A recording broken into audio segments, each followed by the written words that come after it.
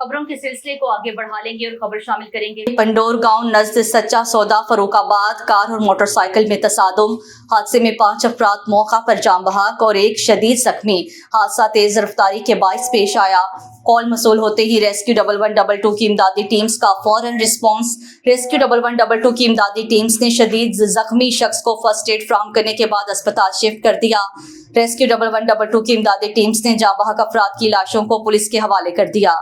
जाँ बहक अफराद वालिद, 2 बेटे और 2 बेटियां शामिल, जबकि भांजी शदीद जख्मी। जाँ बहक अफराद में शहजाद 26 साल, फिजा शहजाद 10 साल, महक दुख्तर शहजाद 8 साल, सुफियान वल्द शहजाद 6 साल और फिजान वल्द शहजाद 12 साल शामिल हैं, जो कि चुंगी अमर से दूर लाहौर के रिहायशी थे। जबकि जख्मी बच्चे का नाम नूर वल्द रियासत 15 साल, साकिन गुजरपुर सफ्तराबाद शेखोपुरा है। जाँ बहक बाप, बच्चे और जख्मी बच्ची मोटरसाइकिल पर सवार थे।